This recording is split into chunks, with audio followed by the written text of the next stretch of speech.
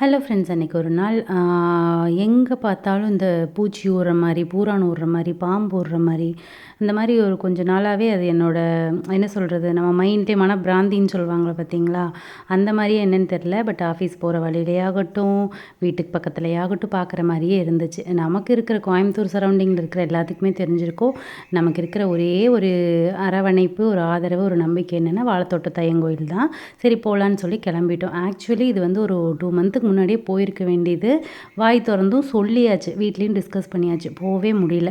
சரி போகலான்னு சொல்லிட்டு இன்றைக்கி 11 மணி போல் 2 வீலர்லேயே போயிட்டு வந்துடலான்ட்டு போனோங்க.